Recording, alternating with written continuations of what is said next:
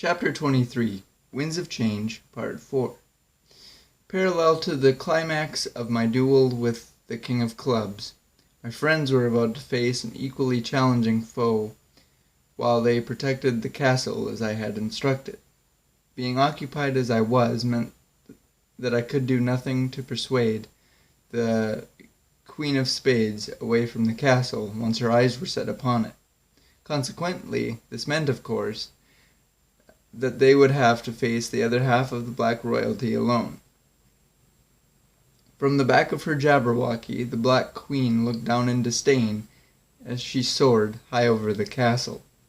When they came close enough, she dismissed her beast to wreak havoc on its own accord before she jumped from its back,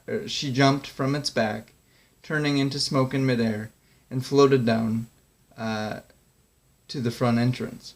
My friends, who were still enamored with the victory over the Jabberwocky we had taken down together earlier, were blissfully unaware that they were in any immediate danger. Their attention was only pulled toward the situation when the light in the throne room began to flicker, disturbing their celebration. The March Hare was the first of the group to take notice. "What's happening?" he asked nervously, cowering behind the carcass of the Jabberwocky. "I don't know," replied Dee, as he slowly panned around the room, hoping he'd find an answer that would be comforting. "Look, the door!" the March Hare exclaimed, startlingly, as a mysterious dark cloud began to ooze into the room. The group watched with puzzlement as the cloud floated to the center of the room in front of them. "What is that?" March Hare asked, more nervous than he was a moment ago. "Smoke," Dumb answered, unsure of himself. His brother sternly corrected him. "No, something more, I'm sure." No one knew the answer for certain, but the uneasy feeling that came over the group was unmistakable. With tightened grips on their weapons, they watched as the cloud started to swirl, working its way up off the floor to the height of a human. Once the light in the room had ceased its flickering, the body that took shape looked more recognizable. The Queen of Spades had infiltrated White's castle. Wide eyes and horrified expressions met the malevolent beauty when she fully revealed herself. What my friends were met with was just the opposite.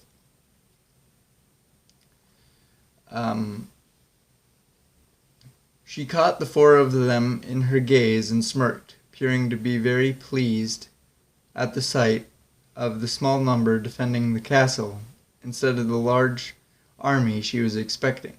Small as they were, it didn't stop them from tossing razor-sharp words at her.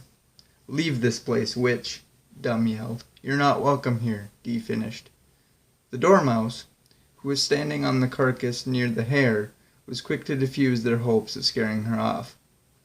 "Hey, fellas, I don't think it's trespassing she's concerned herself with. It's a fight she's looking for." The Queen raised an eyebrow to signify she was impressed with the rodent's observance, before he continued. "What do you think, boys? Four on one scrap could leave a certain someone feeling worse for wear, yeah?" The Queen grinned at such eagerness to do battle before she raised both her arms outward at her sides, as if to catch something that wasn't there. A blink of an eye later, however, the empty space in her hands was filled by sadistic-looking weapons.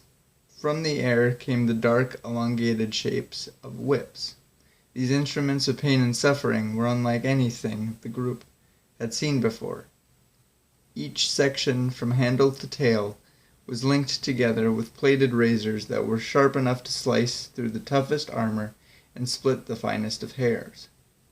The magical prowess of their wielder made them flow elegantly around her, slithering around like serpents, waiting for the command to show their fangs. Not long after that, the dark matriarch and her companions crossed blades with the group in a blur of motion. Now, before we dive too deep into the details of this part of the story, let me explain something. I don't want to fill each of you with false hope that my friends were able to win this battle, because they weren't. Truthfully, they didn't stand much of a chance against one as powerful as the Queen of Spades, and they knew that. Though no one showed it, they all knew that this would be the last stand for the Knights of the White Rose.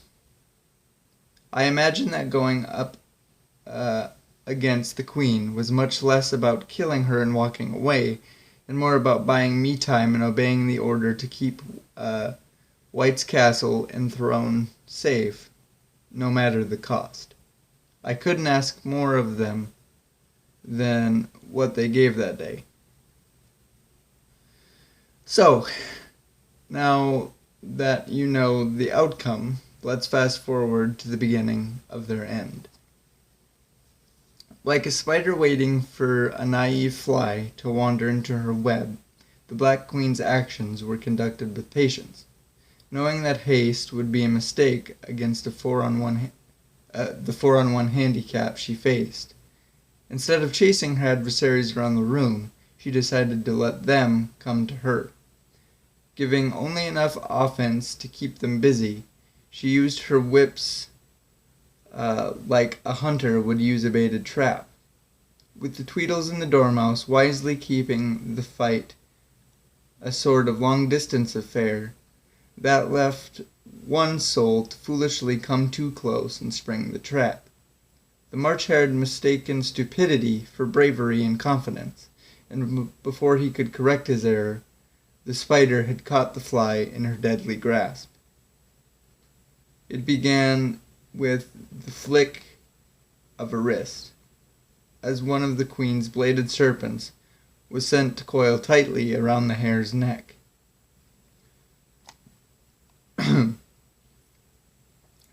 There was nowhere to go while it constricted, lacerating deeply and strengthening its grasp on its prey. This continued until the act of breathing became more like choking and gasping. At the exact point of this change, another flick of the wrist snapped the hare off his feet into the floor. After being dragged a short distance, the hare came to rest behind the Queen, while she battled with the horrified faces that could do nothing to rescue him. Each throw of the free whip saw her prisoner simultaneously being carried across the floor, tossed through the air, and thrown against the eroded walls of the throne room. This abuse was endured until the Queen controlled a lifeless rag doll. When she was sure that all of the fight was taken from him, he was made an example. The final moments of an enemy's life were the ones the Black Queen enjoyed the most, and while she spared a glance toward the grief and compassion that the group shared for their broken friend, her other hand re-established its hold over the being she had leashed. This was all preparation for the grand finale, the finish of her torture. It all happened so quickly, yet slowly enough to break down each part of the experience. With an odd gesture that resembled gentleness, the Queen slowly raised the hare's head from the floor. After she watched it dangle and saw that there was no struggle to be had, she aggressively flung him into the air, the chain around his neck giving enough slack for him to fly weightlessly. This weightlessness was interrupted by a hearty pull on the chain, and the tension that accompanied it that caused the hare to reverse his direction with neck-snapping force. Now, with her plaything tumbling out of the air toward her, the Queen was ready and waiting to catch him. How she did it, however, was completely unexpected. Another flick of the wrist caused the whip that hung limply to begin wiggling and slithering, becoming erect and locking its razored plates in place. It underwent a mechanical transformation similar to her husband's hammer. The queen now held a much different weapon in her hand, but by the time the awful realization of what she had created hit the group, the worst had already come to pass. A newly formed curved saber broke the hare's fall.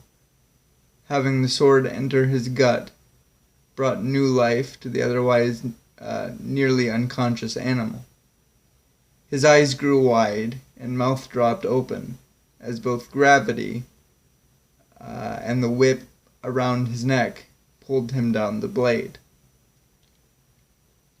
When he had slid down enough to almost reach the queen at the hilt, the crazy animal looked her in the eye and laughed hysterically through the pain. Laughter echoed throughout the whole castle until he began to drown in his blood. Seconds later, he grew quiet and his body went limp. The March Hare was gone. Perhaps for maximum effect, the queen left him hanging on her sword like a trophy on display until her interest dissipated.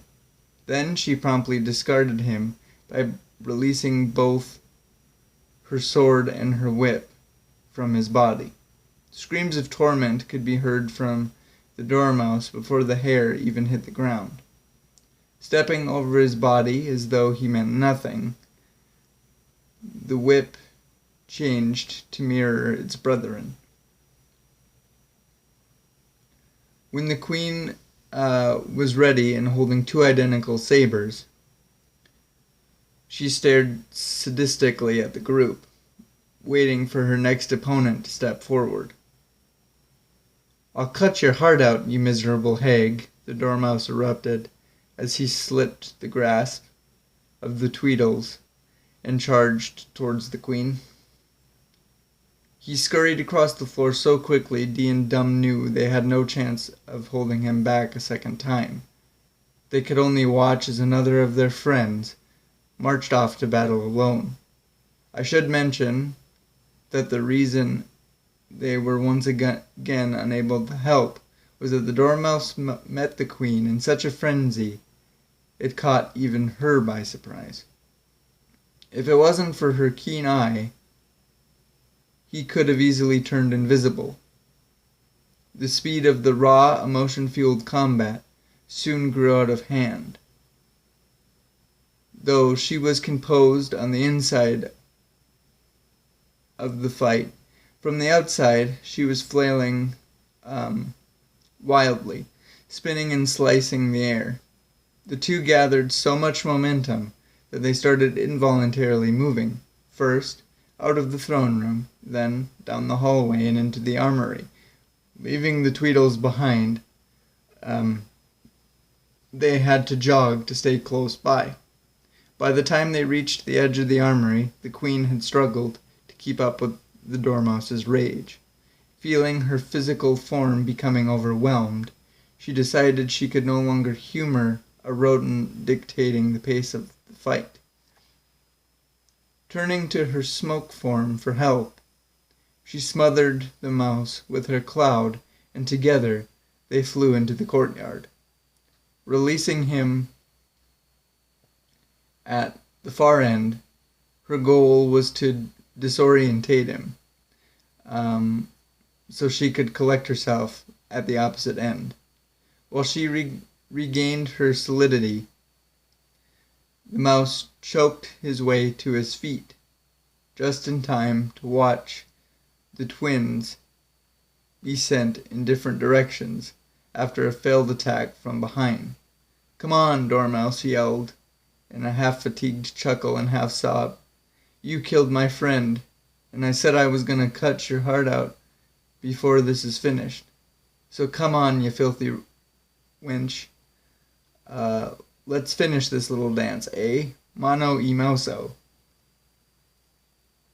I'd like to tell you that the rain pelted down on them. I'd like to tell you that as the rain pelted down on him, this fight ended fairly and just between them, one-on-one, but it didn't. In fact, she never raised her hand against him again. The last thing he saw her do was smile at what she had done before the shape of her standing there became a mirage. An inhuman roar shook the ground as a Jabberwocky, covered in sword wounds and arrows, flew through her body and straight for the Dormouse. "Hello there, big boy," was all he had time to say before he was snatched up by the beast's giant claws and carried away. Flying higher and higher, they traveled away from the castle. Watching the distance grow, the mouse knew that he wasn't going to be rescued. However, this situation with the Jabberwocky was going to end. The result would be his death. And knowing that he couldn't cheat it, he knew that he could at least choose it. Rather than being eaten like Hatter, he made the choice to wiggle his dagger, holding arm free, thrust it into the Jabberwocky's foot, and fell. At first he watched the behemoth get smaller and smaller, but then he closed his eyes and enjoyed his last little taste of freedom. Having watched two of their greatest friends die in succession, the Tweedles knew that they would soon be next. Interestingly, however, they seemed to only focus on each other in this dark time, caring little about the woman materializing in the spot where the Dormouse had stood. Priority number one was the love and the bond they shared.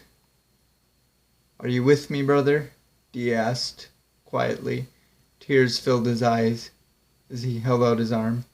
Dum's reply came with tears already streaming down his face as he placed his arm in his brother's till the end. With this final embrace, they never looked back. Their deaths came the quickest out of the four. Starting out strong by attacking in unison, they sought to use their strength and numbers to overwhelm the Queen and strike at any opening.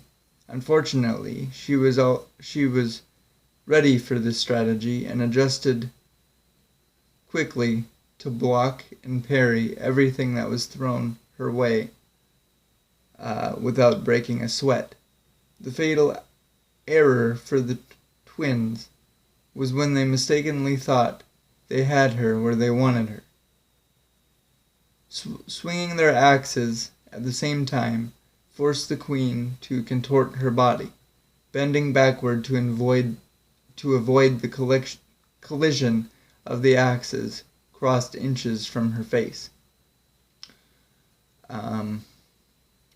Where one could argue that this move connecting would have meant victory for the brothers, it missing created an opening that the Queen could exploit.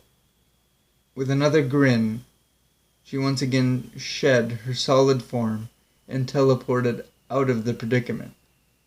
Her instantaneous reconstruction had taken Dee by surprise, which meant that he would be unable to defend himself against a swing from her sword. As a consequence, he suffered a sudden slash across the stomach and fell to the ground. Dum now stood alone against her, and while he, unlike his brother, did well defending against the series of sword attacks, he was ill prepared for the kick that sent him into the outer wall of the armory. A bounce as hard as that would have incapacitated anybody, but that wasn't enough for the Black Queen. Just for good measure, she tossed one of her blades at him, which sailed into his chest and pinned him to it. Gliding over to the wall to retrieve her weapon, she eagerly looked into the tired eyes of her latest victim. Knowing he lacked the strength to free himself, Dum used what he had left to reach out to D, who he could see was dragging himself in the direction of the balcony. Having no sympathy, the queen hastily removed her sword, then watched him slide down the wall and die leaning on it. Urgency was not needed for the other brother. Knowing that he wouldn't go far, the hunt was more like a leisurely stroll along the trail of blood that Dee's wound was leaving behind. After no more than 5 or 6 steps, she stood salivating at his anguish. Feeling his death was imminent, he did his best to muster up the strength to expel one last word from his lips. A name. My name. He was executed before he could finish it. One by one, my friends were reduced to nothing more than numbers in a body count that rose higher and higher with every available breath. As happy as she was with the acts of violence her hands were able to commit, the vile one knew her work remained incomplete. As she looked over Tweedledee's body, my name, in its entirety, jumped in her ear, and with it, a very odd feeling. This feeling drew her to the railing of the balcony, and as she stared out into the vast darkness, she knew the King of Clubs had joined the dead. This meant, of course, that I found a way to survive, and that must be altered. So, with a mixture of anger and disgust resting in her eyes, the queen allowed for her twin blades to leave her sight. The replacement of a bow and arrow formed as she pulled it over her shoulder and into the proper position. With one eye closed, she took careful aim and fired the lone arrow across the night. That's going to wrap this episode up for us, guys. It's the last one before we reach the dramatic and maybe even a little sad finale of this story. So I hope you enjoyed this one, and we'll see you there.